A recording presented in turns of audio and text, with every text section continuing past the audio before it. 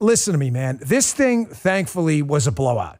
I told you if we voted early, we would screw up their calculation. There was no way to cheat their way out of it. And I was right. The race is over. Everybody's conceded. There's no going back and unconceding it. The race is over. States have been called.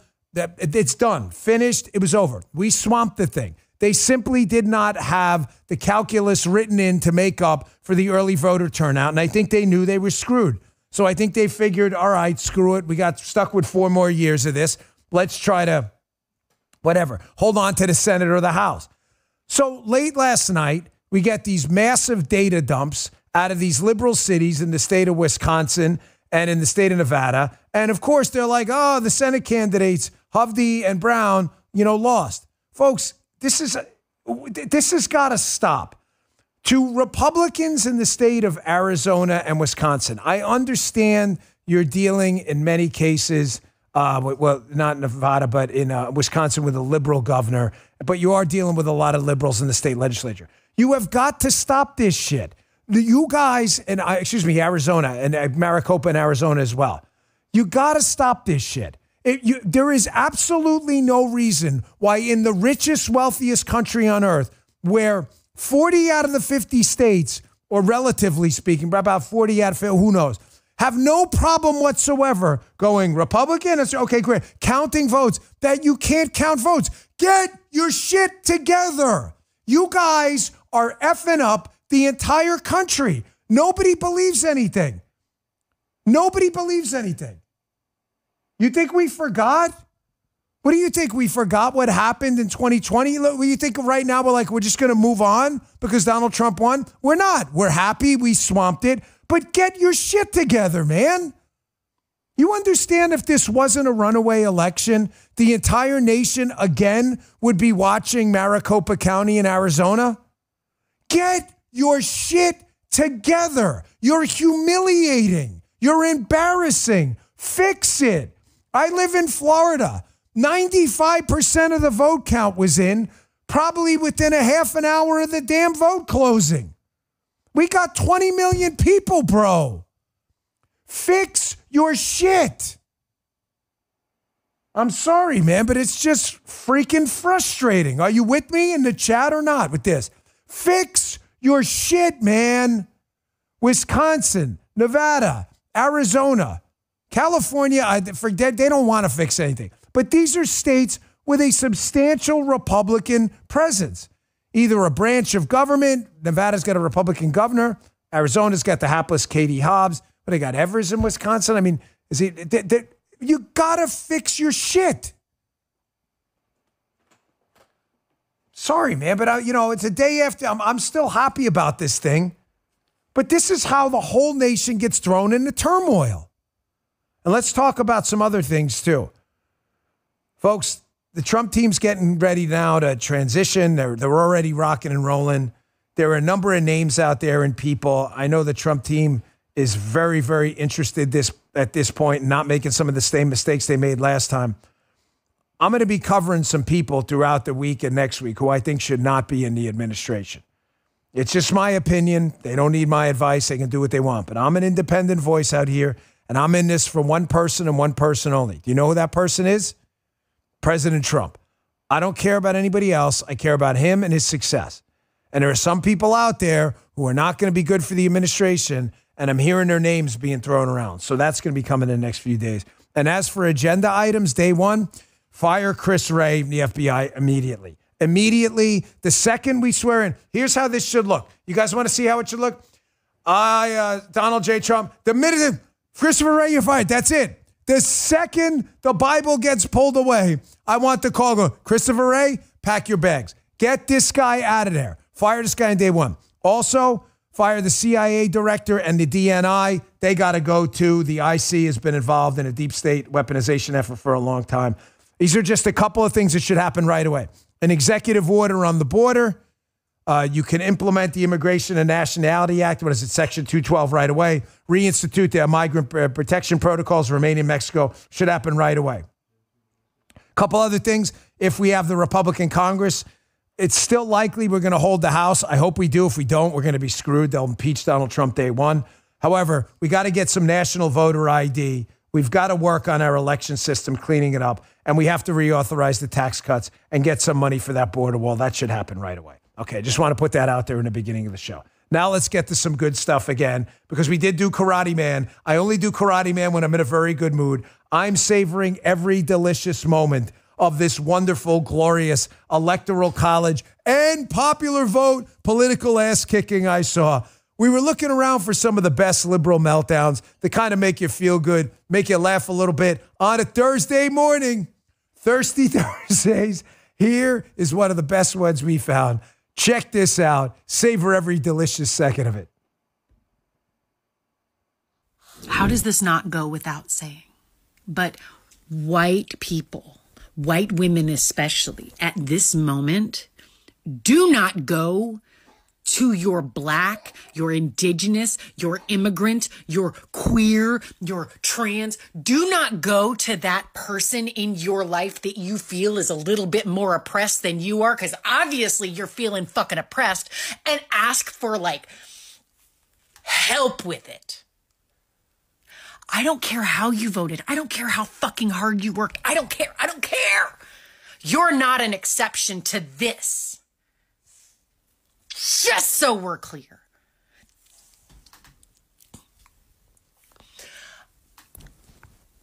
Like, I thought it couldn't get too much more reasonably worse today in the spectrum of my emotions towards people who look like me. But then you go and do something and totally fucking blow it out of the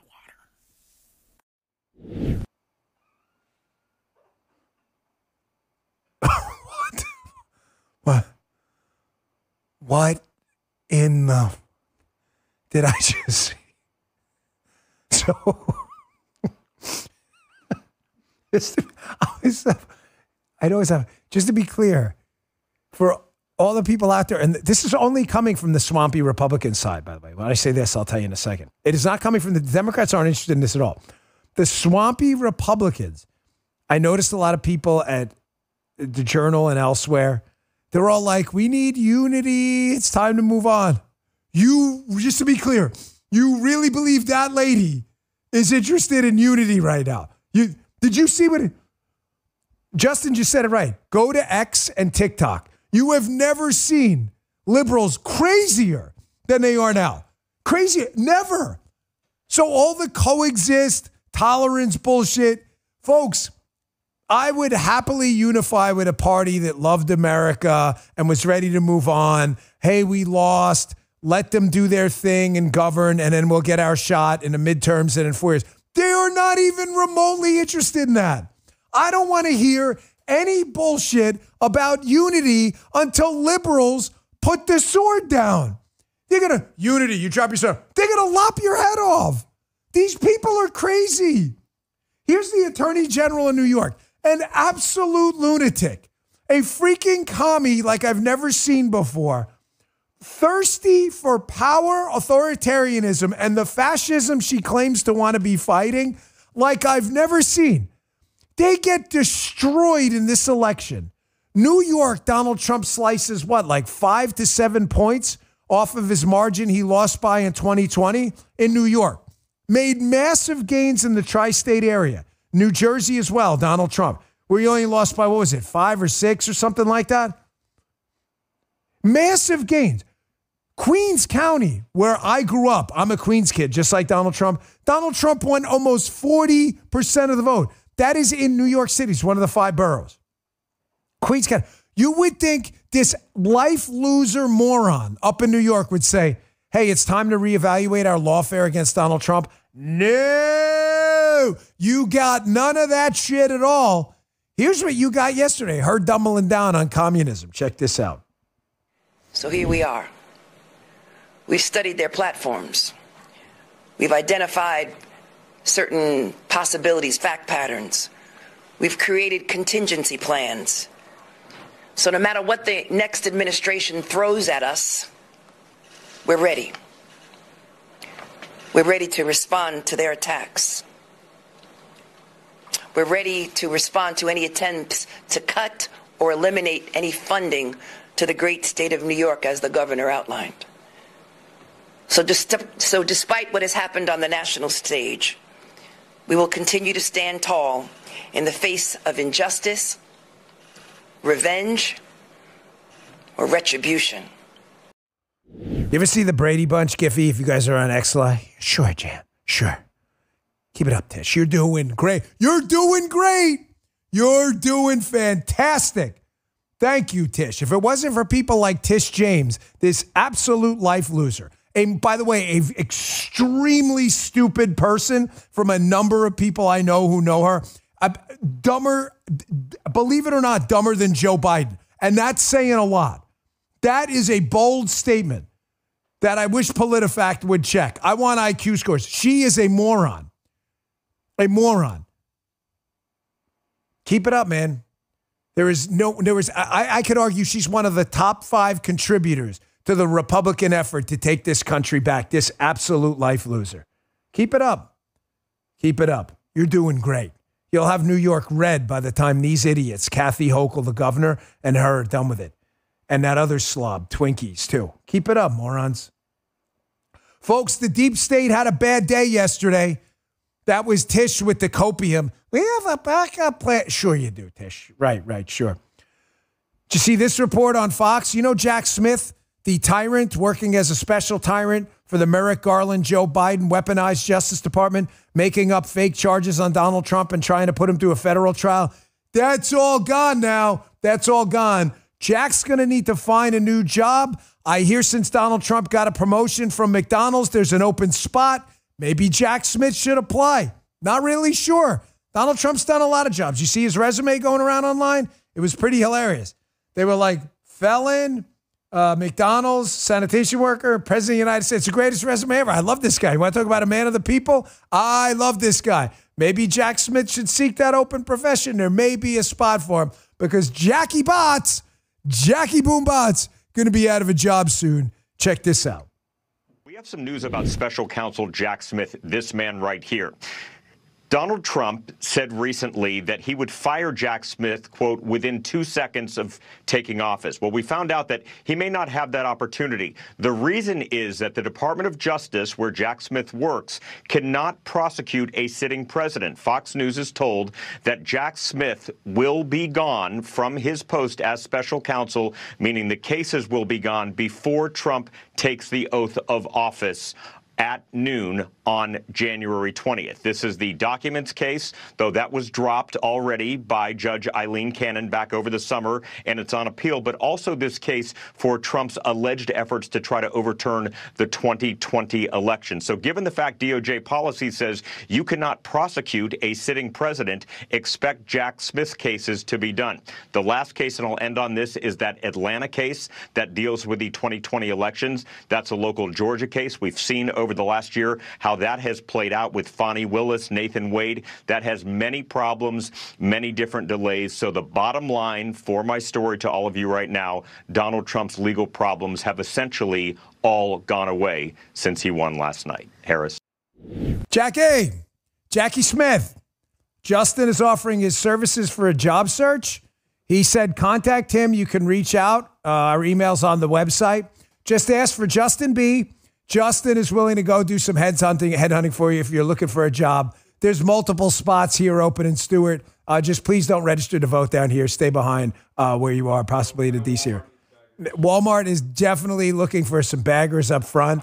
Hey, man, you got someone. We got to get these jobs done. We got to fill them, man. Every job is valuable. Jackie, Justin B. He's going to hook you up, buddy. So Jackie Botts is out of a gig. And Derek Farland, obviously, is going to be out of a gig pretty soon as well. Who knows? Maybe they'll try to nominate him for another Supreme Court position in the next, God forbid there is another Democrat White House. So I wanted you to have a little bit of fun. I have a couple. I'm not going to play too many. But it's amazing to watch leftists.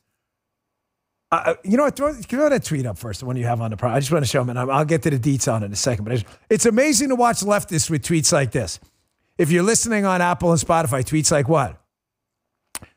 I'll get into this in detail in a second here, but Now we've got leftists that are like, by their own definition, correct, Key? They're election deniers. I mean, if you question the 2020 election, the left said, you're an election denier, which is weird because I never denied there was an election. Matter of fact, I acknowledged there was an election with problems, which makes me an election acknowledger, like the opposite of a denier. I don't deny there was an election at all. But you said them's the rules, right? You acknowledge the election and you think it had problems. You're a denier. It's weird to see leftists and people on Twitter now go, man, this is kind of weird, those 2020 numbers. Right? Isn't it crazy? So strange how that happened. I'll get back to this in a second. I'm going to take a quick break. And I want to get to some media meltdowns, including Lawrence O'Donnell, again, who wants to wipe out the Electoral College. I will give you a 20-second history lesson on the Electoral College. This is not for you, but it's for your dopey liberal friends who are too stupid to figure out that we wouldn't have a United States of America without the Electoral College. They still don't get that. They don't understand because they're stupid people. And you're going to make them unstupid people if they're capable. You having trouble sleeping or staying asleep?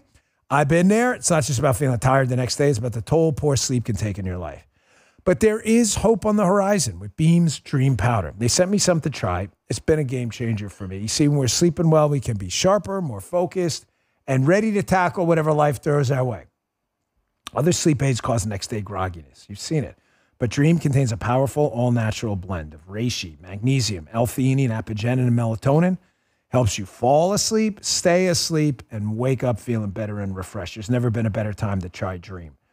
Shop their cyber sale and get up to 50% off, 50, when you visit shopbeam.com/Bongino. Shopbeam.com/Bongino. Been hearing me talk about this product all year? It's your chance to finally try it for the lowest price of the year. So head on over to shopbeam.com/Bongino for up to 50% off. That's shopbeam.com/Bongino for up to 50% off. Thank you, Beam. I'm going to go back to that tweet in a second, I promise, but I want to play this first. Enjoy all of this, folks. Here's MSNBC that for 2 days has been sucking in, here's my coffee, but they've been sucking in massive amounts of copium. They're like, drink it up, drink the copium, because they just can't take it that they effed this thing up so bad and they are totally incapable of reading the America they claim they live in. Check this out from MSNBC. Issue an apology to all of those states that we have not mentioned. It's not our fault. It's the founding fathers. They decided on this thing called the Electoral College, which, interestingly, no other country in the world decided to copy. And because of that, in presidential terms, in effect, on nights like this, you have a right to think that it feels like no one cares about your vote. If you're in California or if you're in New York. And when you think about how enormous a force that can be in voter suppression, there may be nothing quite like it. Holy shit, are these people stupid? Do they not understand why? Any of you guys history buffs? Justin, Michael's he knows everything. Michael's got like a 5,000 IQ or something. He's like a Stephen Hawking over there. So this guy knows everything. We send him like math problems. He's like, oh, look at me, smarty. Guy knows everything, right? He's like an Excel spreadsheet in his head or something. The Electoral College, you wouldn't have a United States without it. Folks, it's called the United States. There's a second word in that. The original states were like, we're not joining this union if you're going to, pardon my language, fuck us over. So the states, Michael, am I crazy? When they were drawing up the Constitution and the rules, they were like, hey, man, I don't want to do what New York wants. We have our own interests. How are you going to protect our state? Because if all the population centers pick the president, then you're going to F us over. And it's the United States. It's not the, folks, notice what I said. It's not the United People of America. It's the United States.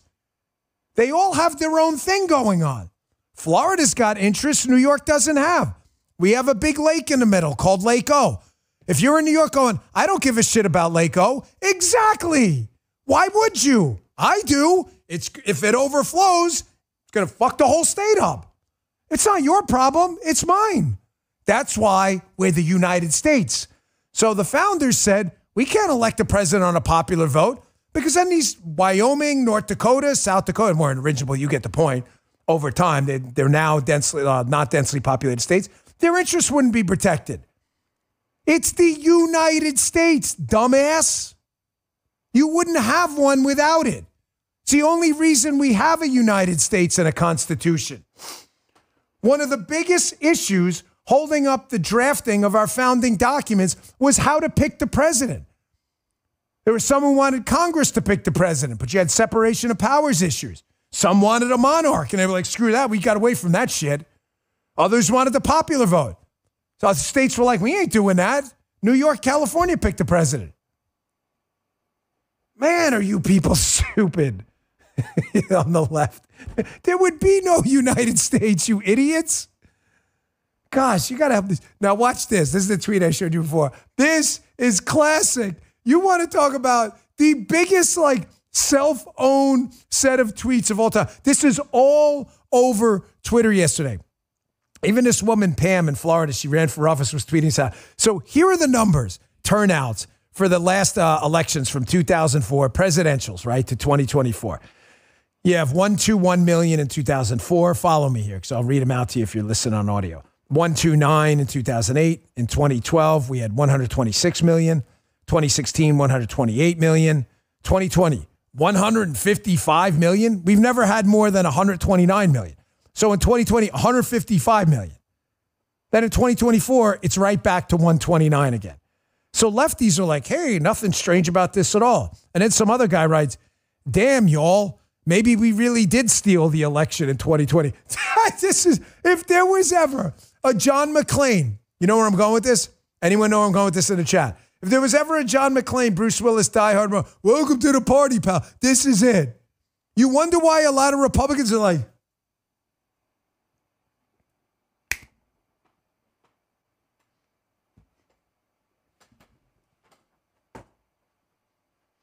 you wonder why we're kind of like, okay, so you got this pandemic thing.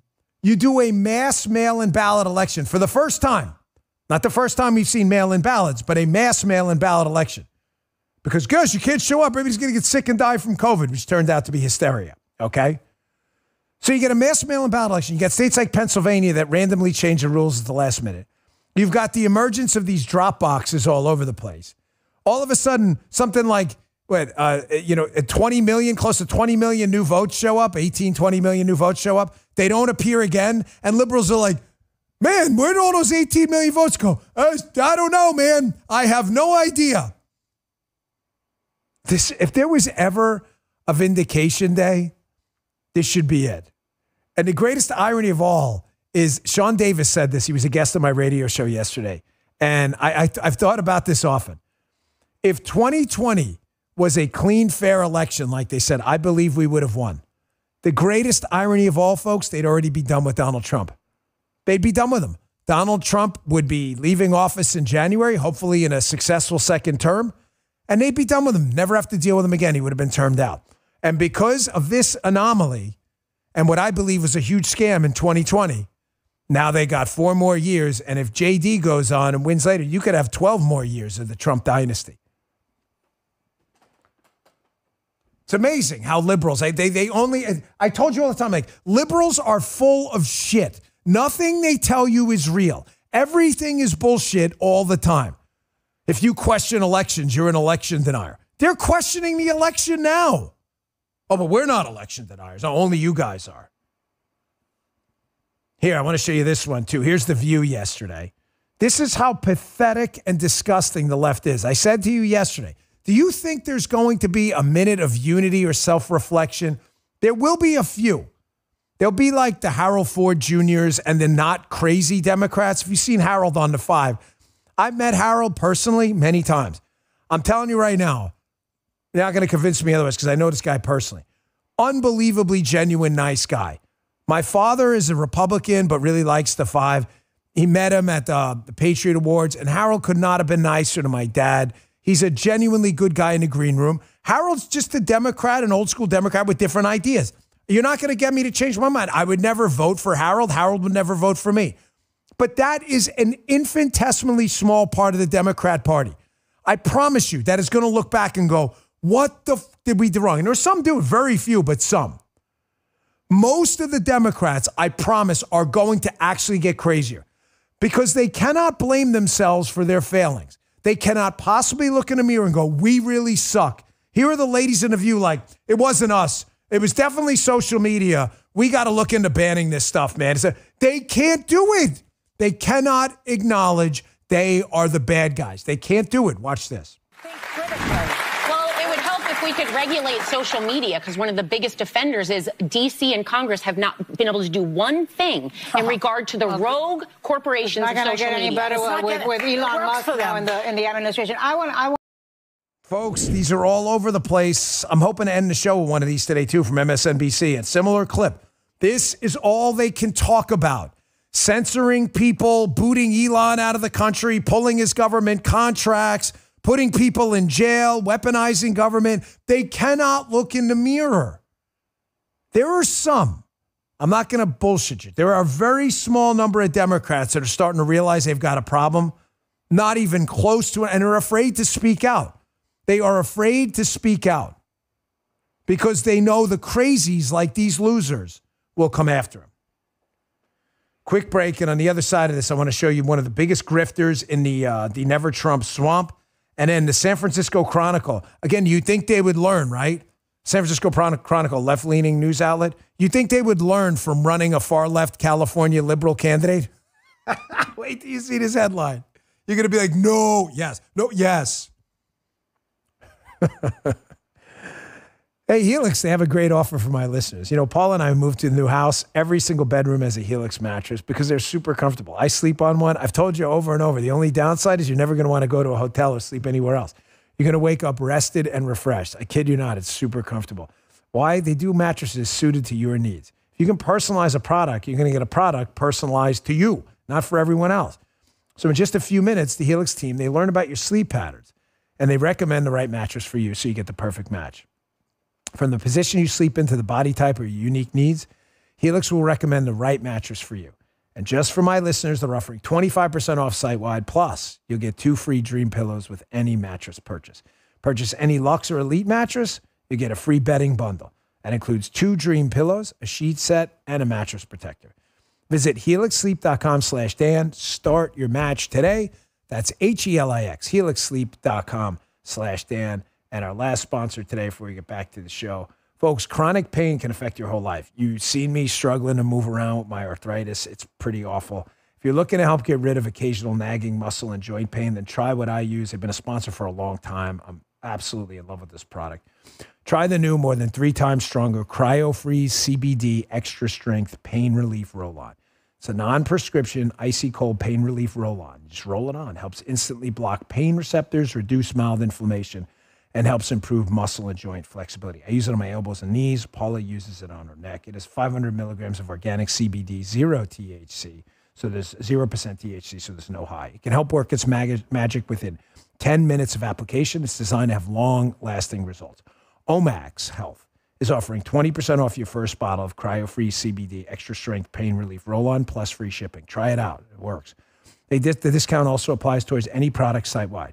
Just go to omaxhealth.com today and enter code Bongino. OMAX, omaxhealth.com, enter code Bongino to get 20% off Cryo-Freeze at site-wide plus free shipping. These statements and products have not been evaluated by the FDA. They're not intended to diagnose, treat, cure, or prevent any disease or condition. Statements and information are not a substitute for or alternative to seeking care from your healthcare provider. Thank you, Omax. We appreciate it. Here's the grifter class, folks. Again, you think they would learn from this massive political ass-kicking they took. No. Here's Bill Kristol. Bill Kristol, who used to pretend to be a conservative, he's now a Never Trump grifter. Look at what they're doing now. There's no question this guy's grifting, looking for money in his tweet. He's like, hey, one thought ahead. Will be important to have an informal but organized hub for the Trump resistance. Oh, yeah, that's worked so well. You guys are really kicking ass, Bill. Use what levers of power there are outside of Trump's control to block his White House's bullying and intimidation, to defend individuals, or to counterattack politically. I have zero doubt that this guy, he's lost all clout. Him and his cronies are going to put together some group. Soon they'll be soliciting people for all kinds of, it's all bullshit, folks. Their entire identity is that we are not this guy. They stand for nothing anymore. Zero. Again, you think the Democrats and the Never Trump swamp like Bill Kristol learned? They've learned nothing. I'm telling you, they've learned nothing. You nominated a California liberal through the most undemocratic process possible. You anointed as a queen this woman with 0 votes for president ever. And she got destroyed and gave one. Why aren't you playing any of these speeches yesterday? Why would I play her speech? It was one of the worst concession speeches I've ever heard. It was humiliatingly bad. Not even bothering with it. Here's the San Francisco Chronicle. With Donald Trump as president, Gavin Newsom poised to become leader of the resistance. Great. You guys keep it up. Keep throwing down America's throat. Groups and bunches of California liberals. Listen, I love California. We have a big audience there. I'm not talking about the good guys. You know, though, there, however, is about 55% of the population over there based on votes who are just going to vote for crazy people. The rest of the country doesn't want that. And this is, how many more receipts do you need? They are not going to learn a single freaking thing from this. Along with Bill Kristol and the other grifter class, the media melting down at all of them, you've also got people like the Lenin Project, sometimes called the Lincoln Project. You remember them? With the whole, the guy over there with the Russia connections and all that stuff. You would think the Lincoln Project with Rick Wilson, who I'm telling you, I ran into in an airport. Have I ever told the story, Guy? I have? Rick Wilson from the Lenin Project. You know the guy? He's like a little troll. He looks like a lawn gnome. This mother stinks so bad. I'm serious. I ran into him in an airport. Someone tweeted this guy today a link to Walmart, like the antiperspirants and deodorants. The guy has a serious sulfur problem. I never smelled the guy. So I ran into an airport. It was like a cloud of stink that seared my nose. My nose hairs never recovered, which is good because you don't want a lot of nose. It seared them all off. I don't have any. And look it up. Seared them off years ago. The skin has never recovered. Rick Wilson and the Lincoln Project. This guy has been grifting for now, 8 years off Donald Trump? Everything they do, they lose. Everything. And this guy somehow still has a home in the media. Listen to Scott Jennings on CNN calling these idiots out. Check this out. Bang up job. I mean, this Never Trump whole complex that grew over the last several years, nothing has ever failed as hard in politics as this. The Lincoln Project, all these people that built millions upon millions upon millions of dollars from Democratic donors, and all the eggs that was put in this basket. The split was amazing. Trump got 94% of Republicans. I don't think they accomplished anything except probably build a bunch of beach houses. That's about what they did. Republicans being lectured to, condescended to, browbeaten by all these folks over the last... I mean, look, at some juncture, it's okay if we have different opinions about the election. You don't have to beat people to death over it. And the more you do that, the more it drives people away. Total failure. It doesn't matter. I love this guy, Scott Jennings. I love this guy. He's great on CNN. He's been terrific. It doesn't matter. You're not talking to rational actors. I'm trying to make a point here that, again, this is like the education portion of the attainment. This is the edutainment segment here. The left has no capability to self-reflect at all. Folks, for however much you may not like the primary process Donald Trump had to go through, I have told you 1,000 times, have I not? Go back and listen to the show. You know you're lying if you say otherwise. Not that you would do that, but you get the point. Primaries are good things. Our primary, I thought, went on way too long. I thought Nikki Haley stayed in way, way too long. But I told you, everyone laughed at me. Not everyone. I don't want to be a dick about it. You get a lot of people that, oh, Dan, this is terrible. The DeSantis-Haley thing, it's killing us. And I said, no, it's not. It makes candidates sharper. What I'm getting at is the Republican Party. We won. How? We won. We won.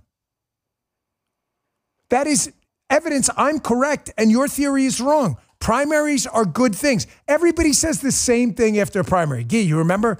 Remember we were in that cab in D.C. and you're like, nothing beats you up. Remember we're in Texas forever? You know what I'm talking about? And you're like, and everybody's like, I'm never voting for Trump ever. I'm never done. You know what? DeSantis, I said the same thing. DeSantis, best governor in the country. Trump's going to be our best Republican president. You can have those two thoughts. It made us sharper. It makes our movement sharper. In the end, everybody's going to come together. I told everybody, calm down with the primaries. The Democrats have no ability whatsoever to self-reflect. None. They send money to the Lenin Project. bad shit happens, they send more money. It doesn't matter. They love getting screwed over.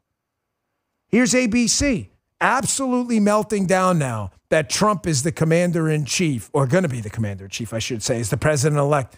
Again, you would think these people would go, this fascist dictator talk is just not working. I'm going to play these two clips back to back because they're hilarious. Here's ABC melting down about Trump being, he's going to be the commander-in-chief. Like, it's going to be some nuclear war. He's going to get in and blow the whole country up as if he didn't have 4 years to judge him by. And then the next clip is going to be them acknowledging that maybe all this talk muddled the message of him being a fascist. It's the same network. No ability to look in the mirror at all. Play the first cut first about him being the military commander-in-chief. You're going to see this time that's going to be different than last time is the emphasis, the primary emphasis is going to be on loyalty to Donald Trump.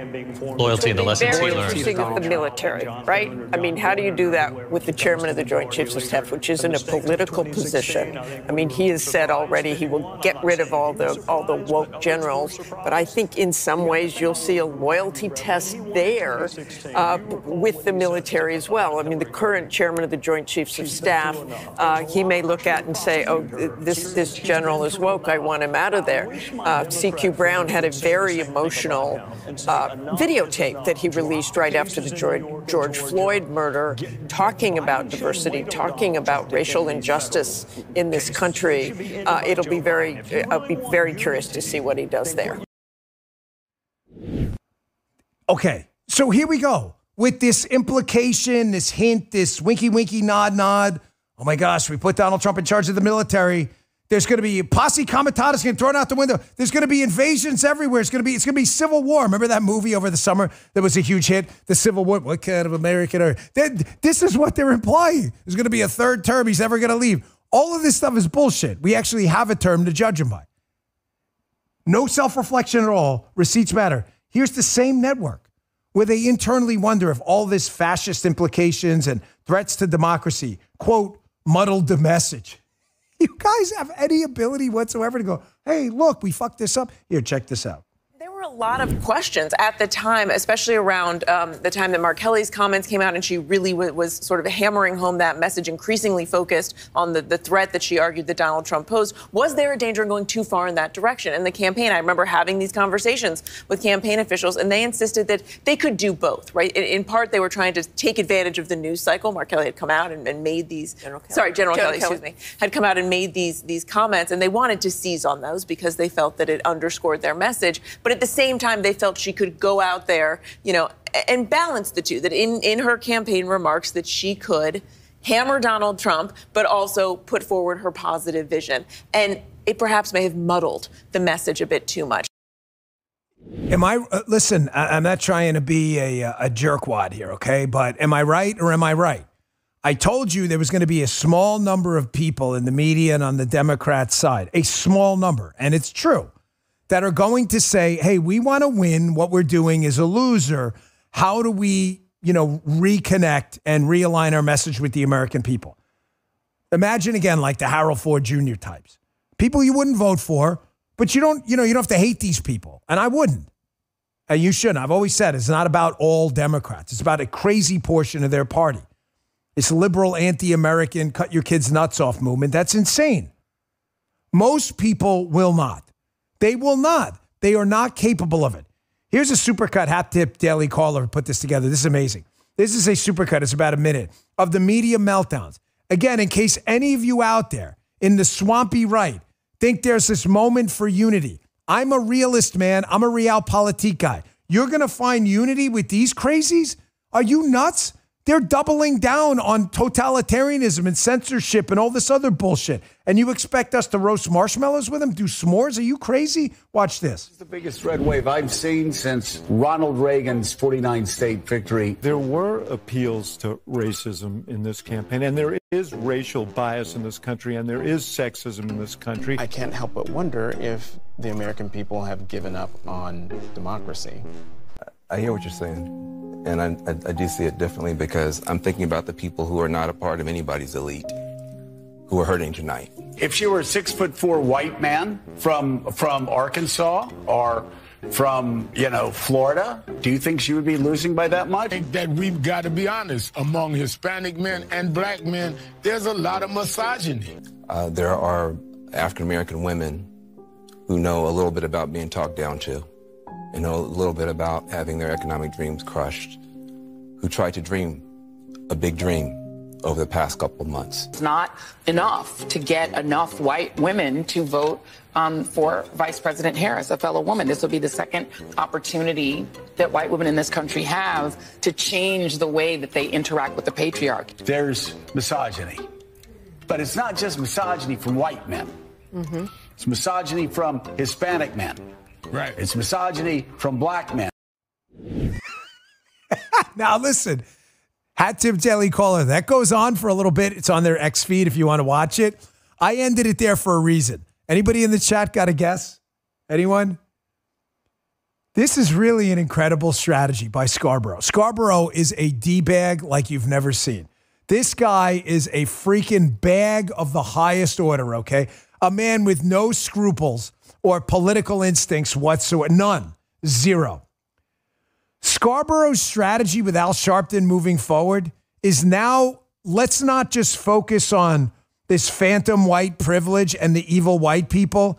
Now let's claim, did you guys hear? I'm not crazy, right? Now let's claim that black men and Hispanic men are also closet bigots and misogynists and racists too. I mean, again, please show me a receipt that there is going to be some mass media realignment and mass ideological realignment on the liberal left back to sanity. Produce receipts, I'll put you on the show. There will be none. I told you there will be a Harold Ford, there'll be a Mark Penn, Democrat pollster, and no one will listen to them at all. It's honestly a terrible thing for the country. It's a great thing for the Republican Party that keeps making moves in liberal states. Look at the New Jersey, New York numbers. But it's really a terrible thing for the country because you need two sane parties. You don't have them now. You don't have them. And it's like how they screw up these little things. Here's Bob Costa and another media head. I used to know this guy when he was a little more kind of down the center. He's kind of tilted way left. I don't know, appeal to people on the left. Who knows why they do this stuff. But I met this guy when I was running for office. Here's Bob Costa talking about how, again, the zero ability whatsoever to self-reflect. If you go out and talk to American voters, you will get the answer, what's your biggest problem? The economy and immigration, from probably 60 to 80% of them, depending on where you are. It's not hard. Well, what about the economy? Prices are too high. Okay, this is how reason works. The economy sucks. I don't like it. I don't vote for change. Why don't you like the economy? Prices are too high. Why are prices too high? Well, we printed a lot of money to go chase a lot of products that raise prices. Maybe we should stop printing money. Here's Costa's hit, where the Biden team that spent a bunch of money on a bunch of bullshit projects that raised prices wants credit for spending your money and raising your prices. And they're wondering why you didn't thank them. For real. For real. You think they're going to self-reflect? We're going to have to deal with more of this shit. These people are crazy. Watch this. There's also a sense of disbelief inside the Biden White House. Think about this. People have forgotten. In 2021, when he comes into office, President Biden pushes forward $1 trillion American Rescue Plan, over $1 trillion. Then he passes an infrastructure plan, over $1 trillion. And there was a belief inside the Biden administration, across all the high command, that they would get credit politically in 2022 and 2024 for massive spending they believed was at the same level as Franklin Delano Roosevelt. But what has surprised all of them, or most of them at least, is that come 2024, most voters have seemingly forgotten. There's his words, man, not mine. Not mine, Daddy-O. His words. The Biden team was surprised. They can never make a logical connection by a logic chain. People think the economy sucks. Why do they think it sucks? Because prices are too high. Why are prices too high? We printed a lot of money. The money started chasing products that raised the prices of said products. People do not like when they have to chase products at higher prices. Maybe we should stop spending money. No. Their conclusion is we should have spent more money and put signs up. We spent this money. Great for the Republican Party, terrible for America. They don't have the ability to do it. Now, I told you yesterday, did I not? Called it, flagged it. You can unflag it now. I told you recriminations would begin the minute Kamala Harris got crushed. We knew she was going to get crushed. Trying to caution against the red wave. I think you knew we felt very good about the election. The sweep of the swing states, I got to be honest, I didn't expect a sweep of all of them. I thought Nevada would be a little bit more competitive. The results are just incredible. I told you recriminations would begin immediately. Here's Jackie Heinrich from Fox reporting on this. Obama staffers are now pinning the blame on Biden for Harris's loss. Harris staffers are blaming some of the Obama staffers. Biden's people are leaking stories to the media about how shitty of a candidate they were. And David Plouffe, who's a notorious Democrat Biden-Obama insider, he notes it was a privilege to spend the last 100 days with Kamala Harris. Notice he says in his tweet, this guy was a huge Harris guy, right? Working on behalf of Obama. We dug out of a deep hole, but not enough. That was a shot, a big-time shot at Biden. So Heinrich notes that, man, these Biden sources are really pissed off. They called Plouffe a sanctimonious ass, saying, I find this so unproductive. Revel in every second of that. Plouffe actually deleted his Twitter account after this. They are going to destroy each other over the next few months. Guy, do you remember my cannibalism theory? We have mentioned this probably 500 times on the show. Folks, the left has run out of targets.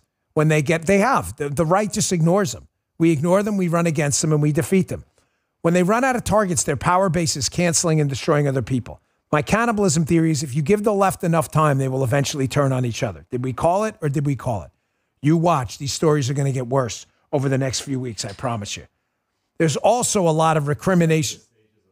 It's like the Elizabeth Kubler-Ross stages of grief when someone dies. They're not at acceptance yet. They're not even close. They're still in denial. They're not there yet. But they're starting to question everything. Here's another one. This is a good one from CBS's Ed O'Keefe. The Liz Cheney fiasco. The most, again, if you're a reasonable person, just like I did on inflation, economy sucks, prices are up, stop spending money. No, we can't. Let's spend more money, right? The Liz Cheney fiasco. Any political consultant worth their salt, any political consultant, I mean a guy running for school board here in Martin County, would tell you if you were a Democrat, maybe you should distance yourself from the Cheneys. They are a troubled political dynasty. Republicans don't like them. Democrats don't like them. Why would you attach yourself to Liz Cheney? Because Kamala Harris and her campaign are morons. Now they're starting to ask questions like, whose dumb idea was that? Check this out. One of the biggest miscalculations. She could have been spending time on this. Somebody pointed out today, there are 9 HBCUs in North Carolina. Do you know how many of them she visited? 1. Imagine if she'd been spending time doing that instead of hanging out with Liz Cheney in the Midwest. Could have been a different story tonight. And there are going to be all sorts of conversations about that. Should she have doubled down on the base and not worried about fighting Republican women? Whose stupid idea was that? Whose dumb idea? Justin couldn't even vote for the Bush-Cheney thing. He was like, how old were you in 2004? How old were you? You were 2? Oh my gosh, guys, how freaking old am I? Holy Moses, am I old?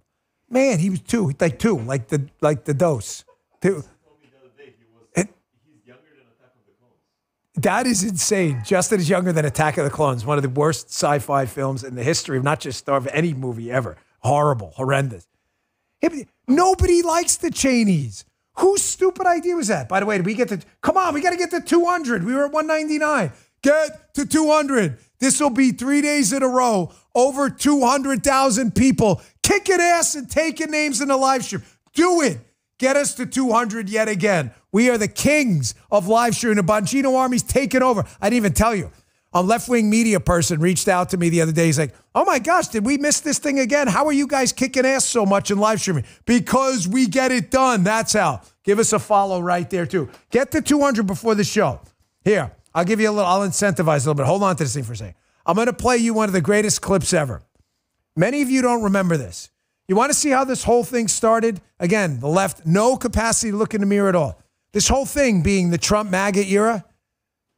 I debated playing 1:10 of this, but folks, if you haven't seen this, bookmark this, save this video, and send it to all your friends. Get that queued up. If it wasn't for the smug unable to self-reflect left. Donald Trump would likely have never run for president. You know who got Donald Trump to run for president? Come on, you folks in the chat, you know? Tell me. Yeah, you're damn right, Obama. Do you remember Obama attacking Trump viciously from the podium when he was up there at that dinner in Washington, D.C.? That was the moment Donald Trump was like, I'm going to get these guys back.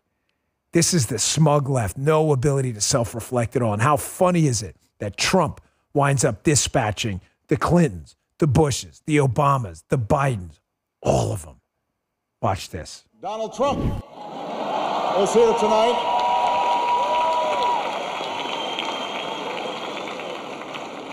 Now, I know that he's taken some flack lately, but no one is happier, no one is prouder to put this birth certificate matter to rest than the Donald.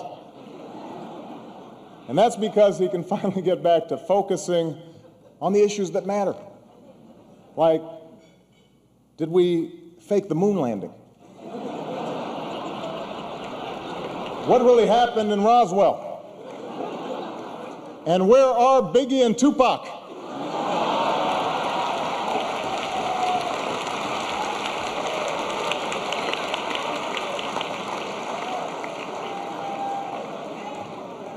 All kidding aside, obviously we all know about your credentials and breadth of experience.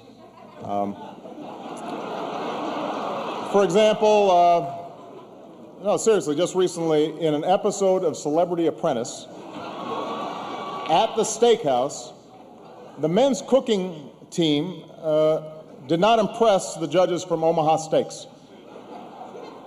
And there was a lot of blame to go around, but you, Mr. Trump, recognized that the real problem was a lack of leadership.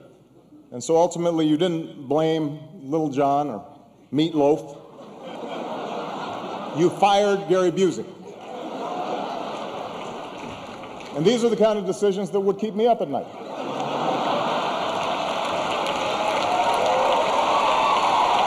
We are back. We are so back. To all the haters, to all the liberals, to all the progressives, to all the commies, to all the people who called us fascists and Nazis and racists and deplorables and garbage bags and smellies and rednecks and hayseeds and flyover countries. Fuck you motherfuckers today. And I don't give a shit what you think about it. I'm sorry. I know Schadenfreude is bad, but I don't give a shit. I'm going to tell you something. You motherfuckers brought this on yourselves. It didn't have to be this way. We could have had a nice country where Democrats and Republicans love the country. We agree that the country's wonderful. We agree we got to defend it. And maybe the Democrats think, oh, okay, we should maybe hike a few more taxes and do this. And maybe that's not what happened. We now have one party that's like, you people are garbage, you're scum, you're serial Nazi murderers, you're savage animal garbage bag people, you all suck. And you know what happened? The garbage people, deplorable, hayseed, redneck, fascist, Nazi, whatever you called us, you know what I call those people? I call them patriots and heroes. They collectively gave the biggest double-barreled middle finger ever to the establishment swamp class trying to lord over us and said, we're not kneeling today. You're the one now. You're the one who's going to have to look in the mirror and say, man, we really fucked up. And yes, you did, because we are so back. We are back. I told you more. I got a couple thank yous that are really important. Number one, to the Bongino Army. Folks, this is not a sense of faux humility. Please, I hate that. There is simply no way this show would have had the influence it had over this election without you. There's none. We went into the election the number one most powerful digital show on the planet because of you. The facts back it up, man. We were the number one live stream every day. Millions of people were watching our show across multiple platforms. The clips went viral everywhere. The Facebook page blew up. That was because of you. You could say, oh, yeah, it was because of your... Yeah, fine. But you could have picked anyone's content. I'm not the only guy out there doing good conservative content. You got a ton of them. You picked this show. The Bongino Army is now... We're in charge now. We are the most powerful force in this Republican movement right now, and that is because of you. You did this. You did this. And you deserve the biggest thank you of all. I met a bunch of you last night. I met a bunch of the McGroin crew, Speak, Anita, but I got some gifts. I got a lobster. It's real, by the way. This is a real lobster. I know it looks like a stuffed animal. It's actually real. Oh, it's got the tag on it. Okay, sorry. No, this is actually a real lobster. Oh, there's another tag. I got that from McGroin's. And also, you know the new studio? The new studio was a Burger King converted, so they got me a Burger King ashtray. So love you guys. Thank you for last night. Last night, we tore up the internet with 500,000 concurrent live viewers. It was badass. NBC at the end of the night squeaked a victory out over us, but we were kicking ass and taking names. And you know, I've asked the question often, ladies and gentlemen. You know the question I'm about to ask? Yes, sir, Guy. How'd you know that? I didn't even tell you. Was it bad enough? And the answer, put it up in the chat. Yes, it was. It was bad enough. And we finally said it's not bad enough anymore. Now it only gets better. Now it only gets better. So I want you to know I made an executive decision here after Guy's input. He says I don't listen to him, but I do once in a while.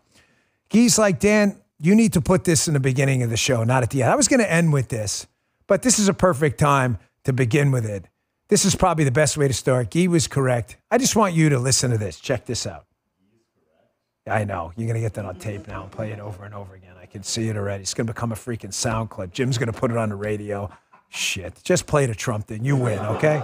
We overcame obstacles that nobody thought possible, and it is now clear that we've achieved the most incredible political thing. Look what happened. Is this crazy?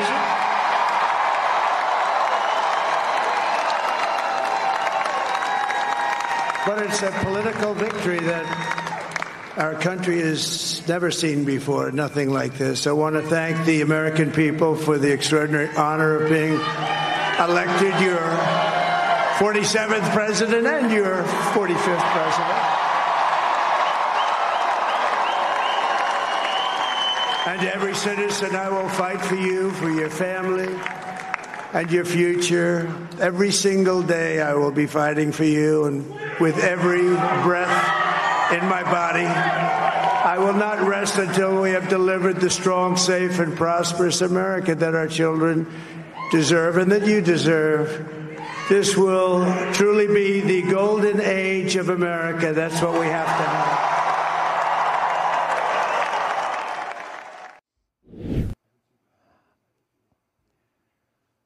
We did it, man.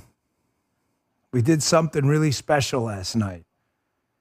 I'm going to tell you, living this with you all 500,000 plus of you last night, and my crew and my wife, Paula, who I have to thank. She did an amazing, amazing job with my production team. And living through it with Jim and Evita and Michael, who's been a new addition, and Justin, who's been around, and Guy, who's been around, and all the McGroins and the people at the event, family and friends. Folks, it was a magic night, man. I got to tell you, I couldn't go to sleep. I tried. I couldn't go to sleep. It was 2:40 in the morning. I couldn't go to sleep. I didn't know what to do. I thought, do I just pull an all-nighter like it was me back in my old days at Queens College? I didn't know what to do. And then I woke up to this. My friend Lisa Booth, who's amazing. She's such a wonderful person, a Republican. You've probably seen her on Fox, great conservative voice. She was at a Trump victory party, and she comes out into the hallway, and folks, get ready, get the Kleenex out. This just spontaneously broke out. I want to play about 30 seconds of this. Get the Kleenex, folks. I woke up to this in the morning, and I couldn't hold it together. Check this out.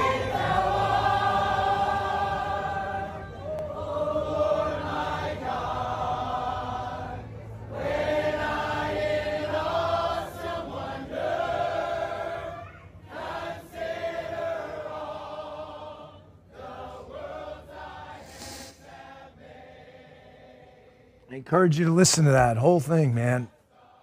It was hard to take this morning. And, listen, I get it. Like, I'm getting all choked up about it. If you probably people out there, turn in your man card. Well, I don't really give a shit, man. I'm sorry.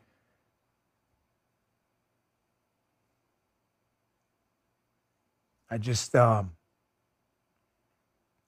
I love this place so much. And the last 3 3/4 years, almost 4 years, we got our asses kicked, man. I mean, I did everything I could with the Parler and Rumble and all this stuff, and they kept coming after me and coming after you and censoring us and sticking masks on our face and injections in our fucking shoulders and threatening our jobs and threatening our churches and the FBI throwing people in jail, investigating people. It was just the mounds of red tape on our back, the government threatening us, a senile president, the joker for a vice president. I mean, I felt like it was never going to stop. And it feels like just after last night, man, like the weight of the world's been lifted off our shoulders. And I know, maybe the tactical thing to say is right now, hey, man, our work isn't over. Yeah, I get all that. I understand. But I think you in the chat agree with me today because you guys matter more than anything. Can we just take a day and enjoy this? I promise you we'll get back to work tomorrow and the next day. I've got 1,000 things on my plate that we've got to get done. We haven't sworn in yet. Yes, I know there's the kitchen sink straight going to throw everything at us. I get it. But just for today, after almost 4 years of bullshit, can we all just sit back and thank the Lord Almighty God, the most important thank you of all, for saving this country from the horrors that would have lied ahead. Thank you, brother.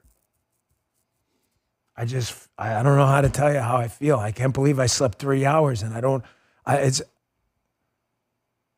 never felt it. It's almost like something spiritual that happened last night. And folks, the victory was so resounding. What did I say to you? If you create a mandate,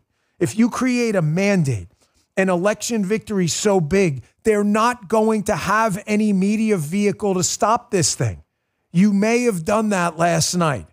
I say may because the left is so crazy. Who knows what they're going to do? But watching the media just totally deflated. Oh, at least we'll say we got the popular. They got nothing. You gave them nothing. You took from them last night everything. Everything. Nearly every up-in-the-air Senate race we expected to win, we won. There are Senate races we didn't expect to win. We may win. There were Senate races I thought we were going to lose that looked like we won them. You took everything from them last night. Everything. And they tried to take everything from you. I want to thank Elon Musk, too. I don't know Elon. Elon doesn't know me. He doesn't need to know me. I'm telling you right now, if Elon Musk didn't buy Twitter, you might have had a different outcome. I want to thank someone else, too. Someone who doesn't get nearly the recognition he deserves. The CEO of Rumble, my friend Chris Pavlovsky. When everybody banned Donald Trump on platforms, you know what Chris said over at Rumble? He said, fuck you, motherfuckers. I'm putting Donald Trump on Rumble. And we did when it wasn't fashionable. Chris did that. That took a lot of balls. Go back and look. No one was platforming Donald Trump because they were all scumbags. Chris did it. Chris stood up during COVID and let people talk about masks and vaccines. And they were right. There would have been no video home without him. Thank you, brother. Rumble set the standard last night. Rumble was the home between War Room and Charlie Kirk and Steven Crowder and our show. Millions of people said double-barrel middle finger to the mainstream media. And we found a new home last night. Folks, you're also so unbelievably generous, I don't even know what to say. The Donald Trump baseball we auctioned off last night, Guy, what did you think it was going to raise? I thought what did I tell you guys? $2,000 I thought it would raise. Donald Trump signed the ball. Look, Guy told Mike 20. Michael Jabi bid $50,000 for the Donald Trump baseball. Samaritan's Purse, Franklin Graham, you're about to get a check for $50,000 thanks to the generosity of Michael Jobby. And I want to give a shout out to a friend, John Brunner, who was bidding up the price as well. You're a real patriot too. Samaritan's Purse, you got a big check coming your way. And I want to raise some more money for charity. So, folks, I know you're feeling really good today. And I know I asked you one thing when I said vote early. And a lot of people questioned me. Some of you did, and you know it. You said, Dan, don't vote early. I said, vote early. More. And why did I say it? Now I'm going to tell you why.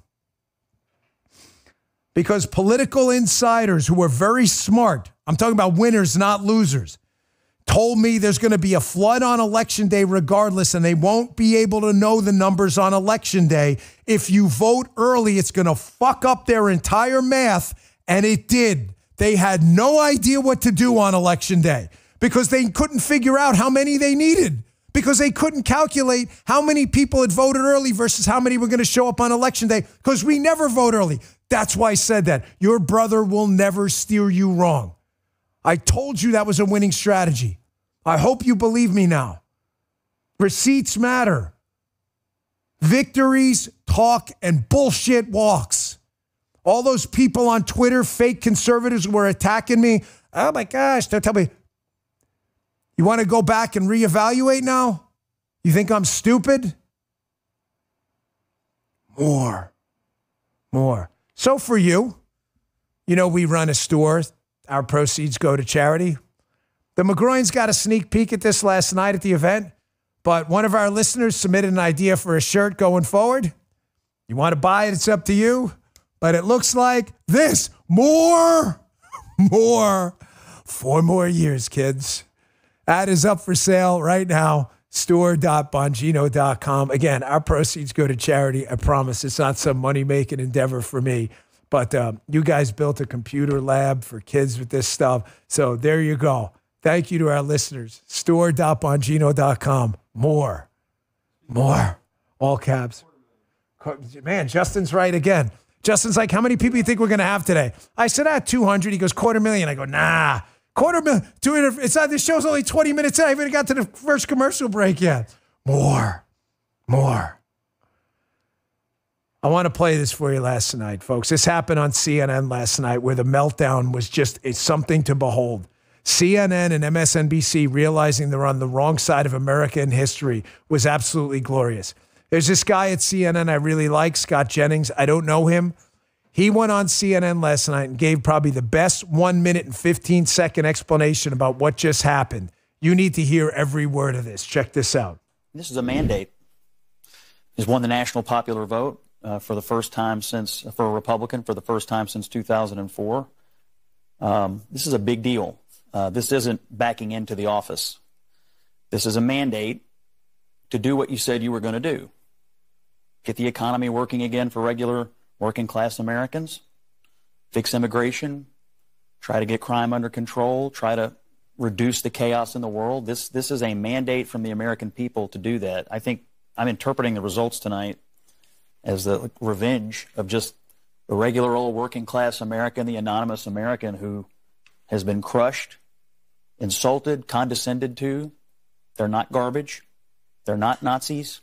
They're just regular people who get up and go to work every day and are trying to make a better life for their kids, and they feel like they have been told to just shut up when they have complained about the things that are hurting them in their own lives.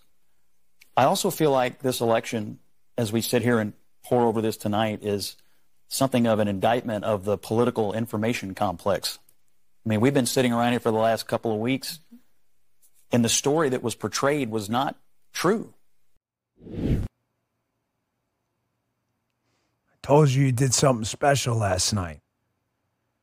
There are a bunch of people out there who really hate your guts. I'm sorry to tell you that. Are they going to engage in a moment of self-reflection today about the strategy of calling Americans garbage and deplorables, fascists and Nazis? The short answer, folks, I doubt it. But you know what?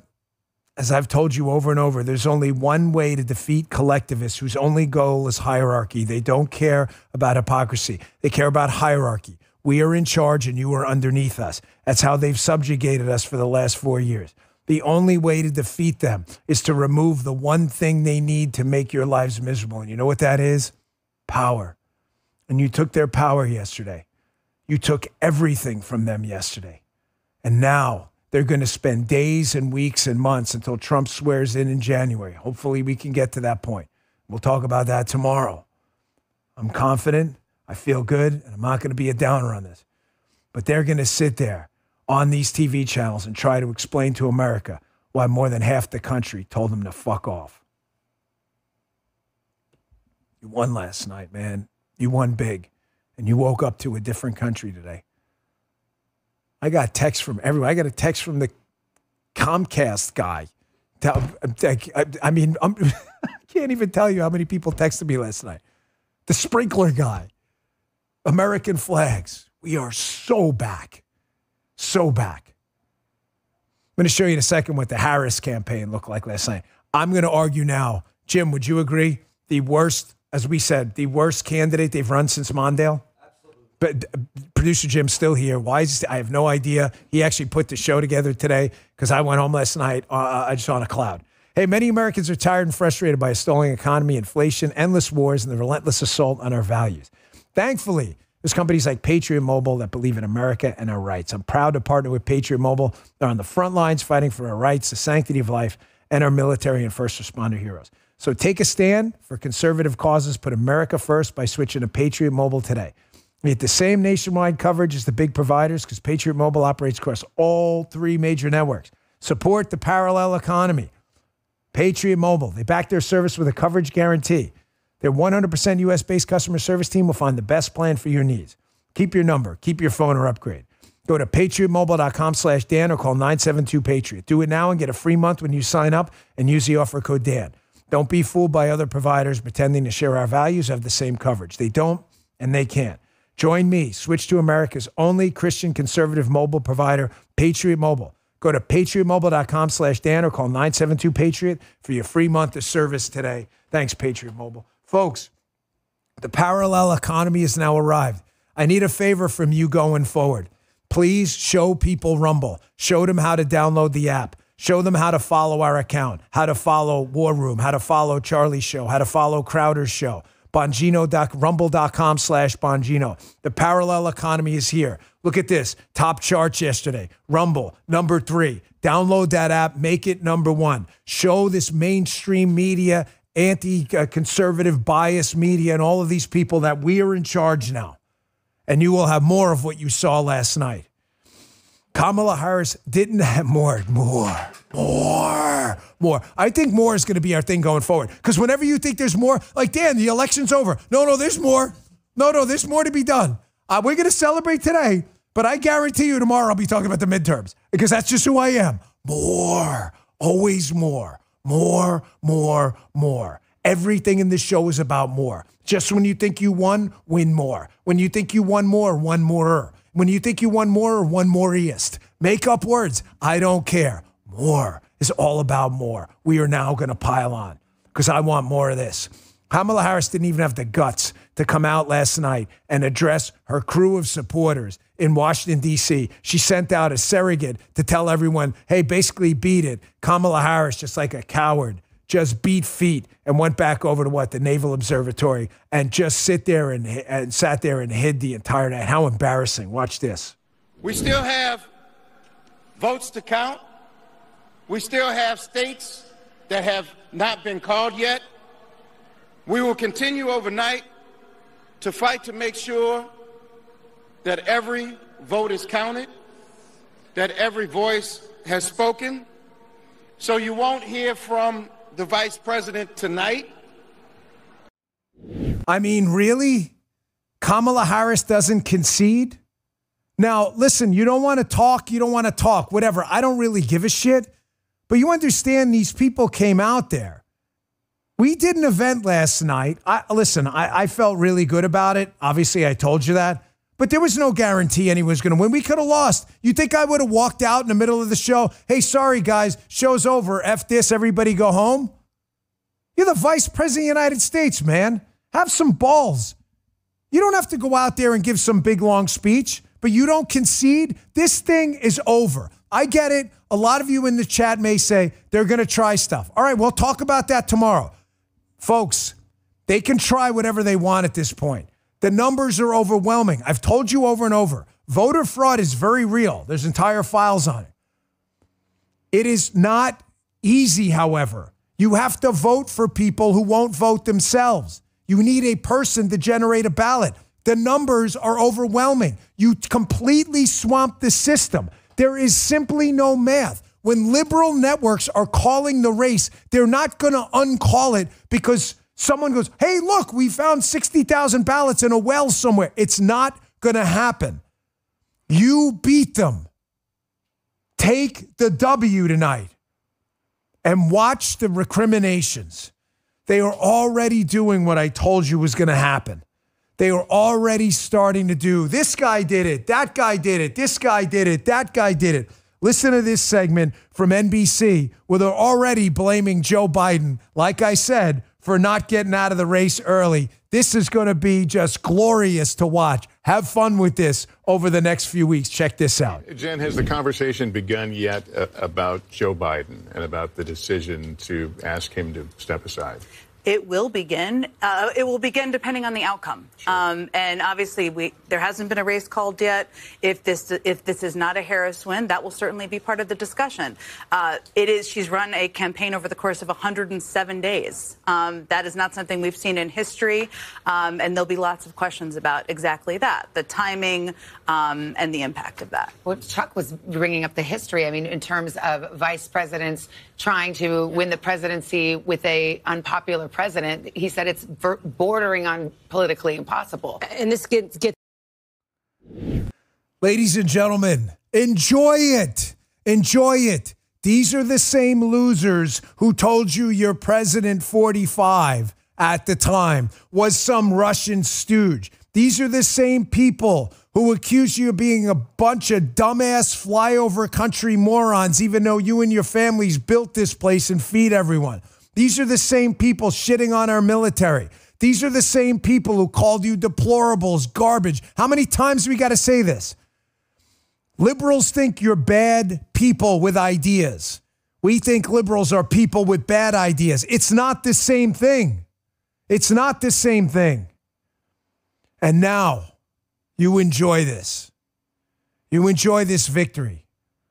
When bad things happen to bad people, that's a good day for you. And now they don't know what to do. Watch them eat each other alive. You did something special last night. There were 3 things we focused on this show. I'm going to get to in a little bit.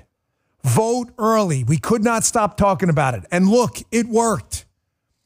The other thing we focused on, I dedicated my radio show exclusively to the U.S. Senate, and we won it. And the other thing I begged you to do was to show up no matter what state you were in, red, blue, or purple, because we needed a popular vote mandate, because now they have no vehicle. Oh, well, at least we won at least nothing. We took everything from you. You won nothing. Now you guys have to look at yourselves and watch the finger pointing. The same thing happened after the Reagan-Bush era, when they didn't know what to do, when they were put out in the political wilderness and they had to run centrists again. You're going to see that happen if they're smart, which they're not. Eric Daughtry tweet. You are witnessing right now the greatest comeback in American political history, folks. Impeached, charged and convicted by his political opponents on bullshit charges. Nearly killed twice, accused of being Hitler and everything in between. And now the 47th president of the United States. Thanks to you, the Bongino army that came through in the clutch. More. Always more. Never enough. Always more. I'll take a quick break. I'm going to get back to these media clips. Folks, you guys done watching the media meltdown? I'm not. I want you to watch CNN that cannot believe independent voters picked freedom over communism. Why you can't believe it, I don't know. How have I not lost my voice already, by the way? I was talking for like 8 hours yesterday. Time for you to be awake, not woke. Hey, listen, last night, if you were at the event, John from Blackout Coffee was there. He loves the Bongino Army. He said that once I told the Bongino Army to go buy the cinnamon French toast coffee, which is amazing, it shot up to their #1 flavor. Folks, support the companies that support this show. They keep it free for you. Blackout Coffee. They use premium grade coffee beans. The owner of the company is an amazing guy. He was there last night. You know it's the official coffee of the Dan Bongino Show. I'm proud to personally recommend it. Skip those long lines at the store. Order online. Take care of Blackout Coffee. They take care of us. But do it because the coffee's good. I promise you. It is top premium grade coffee beans. Bold coffee taste, never bitter. Try the dark chocolate flavor. It's incredible. Go to blackoutcoffee.com/Bongino. See what I'm talking about. They're the real deal. Stop drinking that woke corporate junk coffee. It's time moving forward to support parallel economy companies. This is a good one. Blackoutcoffee.com/Bongino. Use coupon code Bongino for 20% off your first order. Make the switch to Blackout Coffee. You're going to need it today. A lot of you didn't sleep like I did. And our last sponsor before I get to CNN, totally melting down, MyPillow. Hey, a large retail store just canceled a huge order, leaving MyPillow with a ton of extra MyPillows. But guess what? That's their loss and your gain. For the first time ever, you'll get a standard classic MyPillow for wholesale prices, only $14.88, but it gets better. For a limited time, they're going to offer the entire classic collection at wholesale prices. Get queen-size MyPillows for just $18.88. Upgrade to king-size for only $1 more. Get the body pillow I hug that thing, for $29.88. Helps my shoulders. And multi-use MyPillows for only $9.88. So go to MyPillow.com, use promo code Dan, or call 1-800-637-4982. Take advantage of wholesale pricing for the first time ever and receive free shipping on orders over $75. Also, orders placed between now and December 25th will have their 60-day money-back guarantee extended through March 1st, 2025. There were limited quantities at this price. The limit's going to be 10. Once they're gone, they're gone. So go to MyPillow.com or call 1-800-637-4982. Use promo code Dan. Once again, that's MyPillow.com or call 1-800-637-4982 and use promo code Dan to get the standard MyPillow for only $14.88, the lowest price ever. Thanks, Mike and MyPillow. We appreciate it. I am enjoying this thoroughly. You want to call me a Nazi and a fascist, I'm going to tell you to go F yourself, and I'm going to watch it when you melt down. You realize how stupid of a strategy this was. Here's CNN and Jake Tapper left stunned by how independents are flipping the way of the GOP under Donald Trump. That last part's important. Under Donald Trump. Watch this. Independent voters. They make up 31% of the electorate. That is a slightly larger share than what they made up 4 years ago. Trump is winning them by 11 points in these early exit poll results, 54% to 30%. Jake, 4 years ago, Joe Biden won independent voters in Georgia when he won the state by 9 points. So we've seen a swing of 20 points towards Trump in terms of the margin, from 9-point advantage 4 years ago with independents for Biden to now an 11-point advantage with independents for Trump in Georgia. Jake. Wow. David Chalian and Dana, that is really significant. We see some incremental changes here and there when it comes to young voters. She's doing slightly better. Non-college whites, he's doing slightly better. But that independent swing is wild. It's a huge swing. And I just want to underscore what David said. It is a bigger percentage of the vote share. Last time around, it was 28% independents. I made up 28% of the Georgia vote, and now it is 30%. And, I was right, 31%. And it is a total flip. It's a complete flip. Donald Trump is doing so much better with independents than Kamala Harris. Folks, if you were were you guys watching our stream last night? Listen, I so deeply appreciate you being there. The team did an amazing job. They had put this together for months. I had a couple shots of tequila. My brother, I think, texted me and was like, hey, man, the show was a whole lot funnier after that double shot of 1942, whatever. Whatevs, man. I was having a blast. The reason we were able on our show to make calls a whole lot earlier is, one, corporate media, they were just like, they had their heads up their asses. They're like, oh, my gosh, we don't want the left wingers. We were getting information through Jim, producer Jim, from trusted sources that were telling us this thing was over. I said it so many times last night. If you guys played a drinking game every time I told you Kamala Harris was at a runway, you would have been in the hospital. You would have had alcohol poisoning. There was no runway. She needed at about 9:30 at night to pull ahead with at least one demographic in a swing state, a strong demographic for Democrats. Women, suburban voters, black voters, Hispanic voters. None of that happened anywhere. Anywhere, in any swing state. We were getting numbers out of like Arizona Hispanics at 9 o'clock. That's how I knew it was over. That's why I told you. We said we would go to 11:30, went to like 11:45. I told you as I got off the air, folks, this thing is over. There is no runway for her. There was nowhere to go. Here's Josh Krashour. Here's the story of the election night from Fox's voter analysis. White voters, 53-43. Trump was 55-43 Trump in 2020. Okay, but look at black voters. 81-15 Harris was 91-8 Biden. Wait, hold this, keep that up there. What did I tell you months ago? Jim, remember? And a bunch of people attacked us.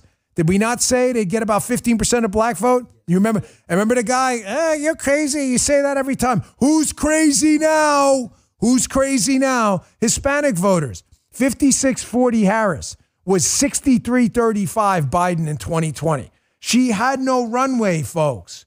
She had no runway. Donald Trump's greatest gift to the Republican Party is going to be altering the demographics of our party forever. Here's Ryan Godersky.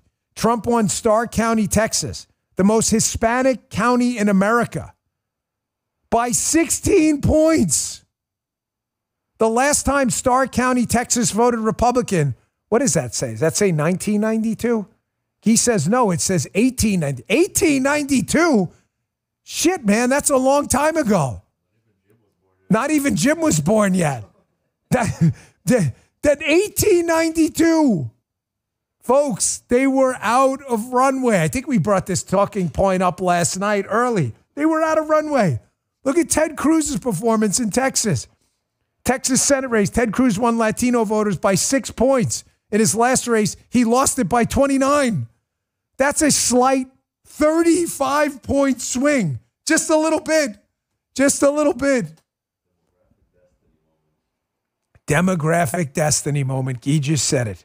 This whole demographic destiny replacement theory thing is turning out to be the biggest tactical mistake they have ever made in their lives. You think legal immigrants who are Hispanic in this country, you think they want illegal immigration?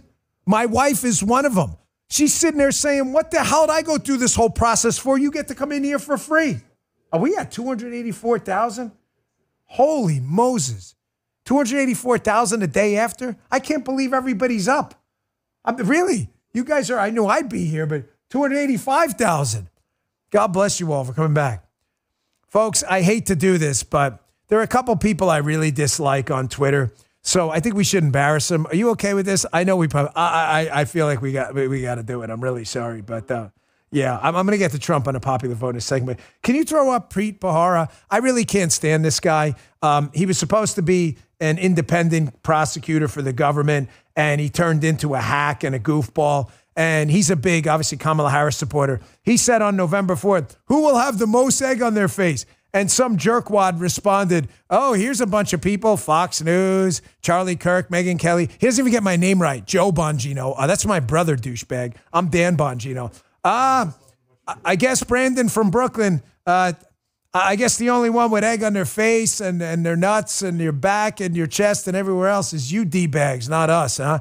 Maybe you should have shut your mouth till after the election. A lot of people texted me a couple hours before the results came in. You know my friend Tron and others, and I didn't answer them. And I think they thought I was being rude. You know why I didn't answer? Because I don't count my chickens before they hatch. I told you don't talk about a red wave until the red wave happened. And you saw it last night. You don't talk about that shit till after it's over, or you wind up on my show like Brandon from Brooklyn, who we now made famous. Leon Musk. Is that Elon's cousin? Can this guy even spell? Leon Musk. That's Elon's cousin, his long-lost cousin. It's his stepbrother. You ever seen the movie Step Brothers with Will Ferrell? There you go. Leon and Elon. Here's another one. That D-bag Anthony Scaramucci, who lasted about 11 minutes in the White House. Remember Scaramucci? The Mooch. Who goes by the nickname The Mooch? Harris will win November 3rd. Yeah, good call there, Mooch. You're an investor, aren't you? You do some investing? Maybe be on the wrong side. I'm not sure I'd exactly invest in your thing.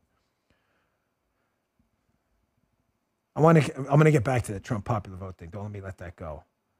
But I would be remiss if I did not thank someone here also in the beginning of the show. And I want you all in the chat, because this is going to go down and be memorialized in the chat, to send a thank you to. Ladies and gentlemen, Scott Pressler in Pennsylvania. I'm going to tell you something right now.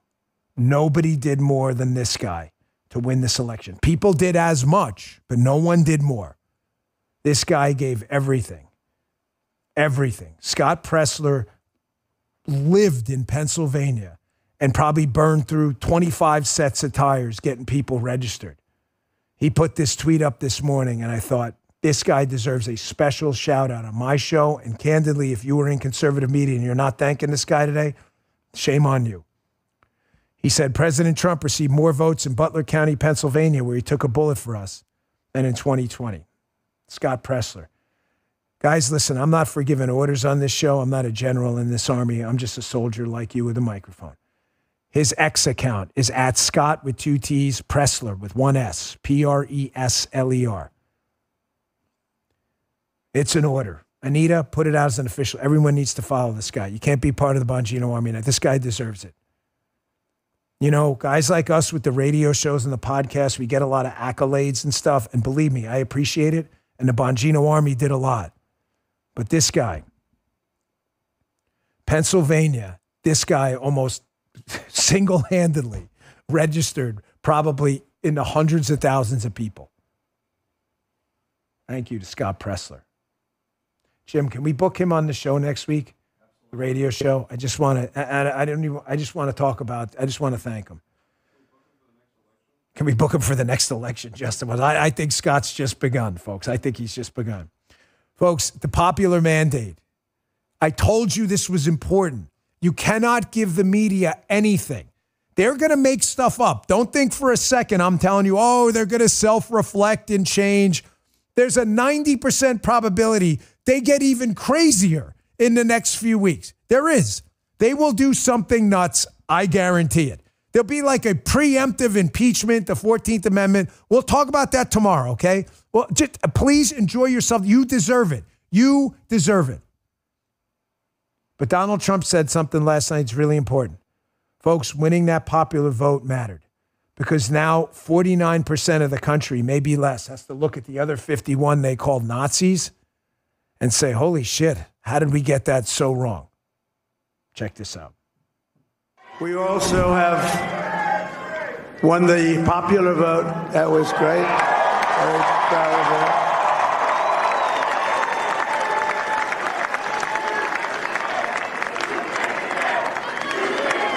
Thank you.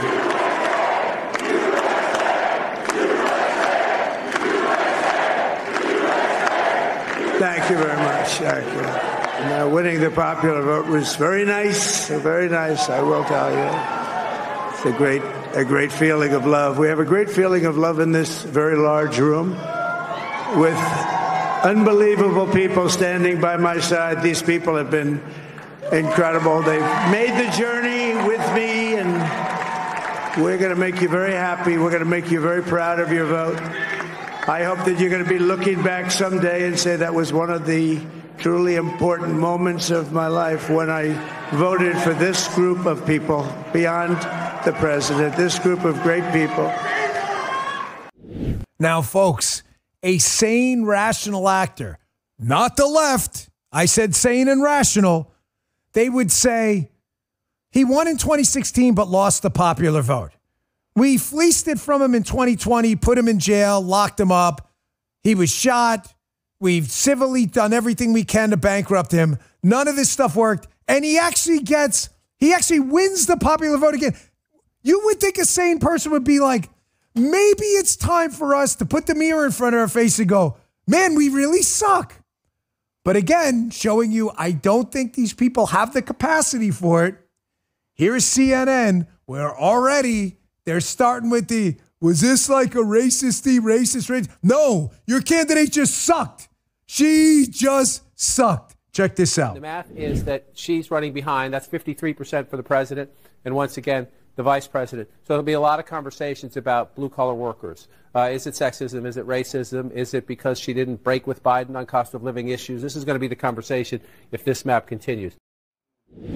They are not, every excuse in the book is going to come out, folks. Now you're thinking to yourself, there's no way they're going to go back to like the Russia thing, right? It did not take them 5 minutes. And Moscow Maddow, Russia Rachel Maddow, is there a person, guys, seriously, is there a person, she may not be a top 3 talking head because she's not around as much anymore. Has there been a person in the media humiliated more than Rachel Maddow?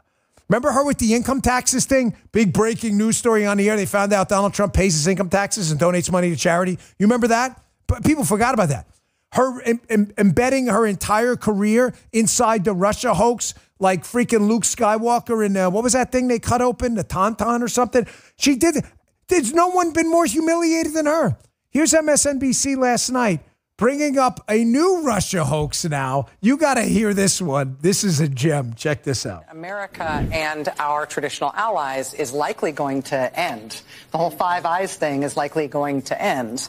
If you've got America switching sides in the Ukraine-Russia war to instead support Russia, or to become neutral, which would mean in this case to support the aggressor, to support Russia. If you've got ongoing secret communications eaten out of government between the Republican nominee and the person who funded his campaign and led his ground game, right? Both of whom are communicating with the Russian government without reporting that information to the U.S. government. And on top of that, you've got reporting from the New York Times that they're considering, once there is a second Trump administration, if it happens, to stop performing background checks before giving people security clearance, meaning giving classified information to anyone.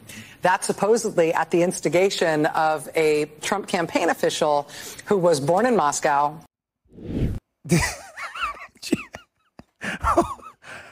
Folks, I probably should be laughing because they're still in charge, and I don't know what to do. These people are so insane. You really, like, it's padded room time. Like, at what point do you say to yourself, like, how many times are we going to get kicked in the jimmy here? By people, you've done, there's nothing more to do. You've shot him. You've locked him up. You've civilly sued him. You've created probably upwards of 5 or 6 serious hoaxes. It's probably 20 more, but I mean, like, really incredibly damaging hoaxes that damage international relations, and you still got your asses kicked. I mean, at what point does Moscow Maddow go, holy shit, this is embarrassing? Like, I have parents. Imagine being her parent. I'm serious. Who's your kid? Rachel Maddow. Russia Rach? What do you say? Like, no, the other one. Like, aren't you embarrassed? I mean, a little bit. I guess it does, man. Justin says it helps when you sell your soul. I hope she got the gold coins for it, man. Because this is really, at this point, embarrassing. At what point do you just say, we lost? We lost. Let's go down and get a group together of actual Democrat voters and say, hey, man, we screwed this thing up. How can we do better? They can't do it. It is not in their DNA. Again, today's a day to celebrate, okay? You deserve it. Tomorrow, here's what I'm going to start discussing a little bit. It's not downer stuff. It's not. There's 2 paths going forward for the Democrats. We'll call them the mandate strategy and the kitchen sink strategy.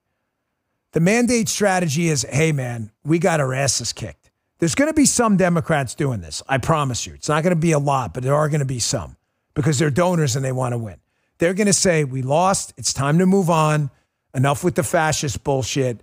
We're going to move on and we're going to start anchoring ourselves in policy. I know because it happened before with the Democrat Leadership Council after Reagan, Bush, when they were put out in the wilderness.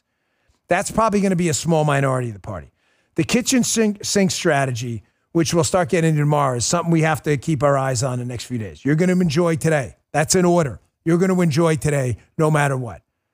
They may throw everything at us. We're better prepared this time, but the 14th Amendment, we'll see what Jamie Raskin, that lunatic member of Congress from Maryland who was talking about, not letting Trump take office and stuff. We'll see what they do, but we'll get into that over the next few days. So everyone just kind of please enjoy today. Put a big smile on your face. Have a drink, non-alcoholic, alcoholic, as long as you're not driving or taking care of kids. You enjoy yourself. I want you to go into the weekend and think to yourself that the country you knew you had was still there. You just had to pull it out. You did it. You went out there and did something. Talk is bullshit. If it doesn't motivate action, it is freaking worthless. I can give all the speeches in the world. If they don't get people to go out and fill in a bubble in an election, then we lost. And last night we didn't. We won. I had another mission, though. There were two really important ones for me. The third one was the mandate, but tactical missions. I was driving you guys crazy, and I'm sorry. And I hope now in the chat you understand about voting early. Do you understand now in the chat why I was doing what I was doing? Folks, when you run for office and lose, you learn a lot. And you make a lot of really good contacts. And there were people that assured me that they were not expecting a massive turnout in the early vote. And when they did, what wound up happening is the calculation they had made for Election Day, even if you built in scamming and cheating or whatever, the calculation got so messed up, they did not have enough time. I was assured this by people I promise you and I both would trust. We did it. But there are some races right now. My second mission, sorry, I didn't mean to get off on a tangent, but vote early was mission 1. Mission 2 was the U.S. Senate. Why was mission 2 the U.S. Senate? Because, folks, Clarence Thomas and Sam Alito may retire. And also, forget about just the Supreme Court. There are going to be a ton of federal judgeships open. And we have lost the judiciary for years to liberal lunatics. You want Donald Trump appointing people? Yeah, we do. He's not going to appoint anyone without the Senate. That was our mission on the radio show. Jim was hustling every day. Bernie Moreno, Tim Sheehy twice, Ted Cruz twice. We were not losing the Senate. And we won. Right now, we have 52. The Cinco Dos. I know that's not how you say 52. That's how I say it in my... We got the Cinco Dos. And here's the good thing. Tim Sheehy won in Montana. Congratulations. West Virginia was an absolute blowout. That was to be expected. Bernie Moreno, big congrats in Ohio. So we've got 52 now. By my measure, that's a majority. And, of course, you've got J.D. Vance, who would be the tiebreaker, even if we lose 2, which you will with Lisa Murkowski and Susan Collins. But here's the good news. Sam Brown in Nevada, another guy we had on, could pull that out. Still open yet. It's not done yet. Dave McCormick in Pennsylvania is looking amazing. That looks like a likely but not definitive 53. McCormick in Pennsylvania, we had on the show. Thank you, producer Jim. Amazing campaign. Defeated, we're looking very, very, very good. May have defeated Bob Casey, who's a legacy. That would be 53. We get Brown, that's 54. Eric Hovde in Wisconsin is down by a little bit, could still pull it out. That could be 55. Mike Rogers in Michigan, who we did not have on. He ran a different kind of more centrist campaign, but Michigan probably fit the environment. Could be 56. I think 54 is a reasonable place to go. I think Brown's going to pull it out, and I think McCormick looks great. 54, and we hold the House. Ladies and gentlemen, we got 2 years to rock and roll. Folks, I'm going to leave you today with this clip. The left-wing media thought it was an effective strategy to kick us all in the teeth, to put their boots on our necks, to engage in lawfare and censorship, thinking we weren't going to revolt against socialism and collectivism and tyranny and authoritarianism. I want you all in the left-wing media to know that all those independents and all those other voters that traditionally had voted Democrat that flipped over to our side, you did this. You incentivized this lawfare and this weaponization of government. And in the greatest strategic tactical backfire I've ever seen, it was your targeting of Donald Trump that martyred him. And now your own media people are starting to recognize that you may have created this. Watch this. Is it possible these cases actually helped him win this election? Oh, listen, we're in Florida. The governor here, Ron DeSantis, said it best, that every time Donald Trump got indicted, his poll numbers went up. So without question, the case has absolutely helped him not only to get over the line, but I think also expanded, some of the people that supported him. I mean, so many people, Diane, I heard it myself, just walking around Madison Square Garden a couple of weeks ago and just listening to the supporters that were there. And so many were commenting about the cases, saying they thought it was unfair, thought that it was all rigged.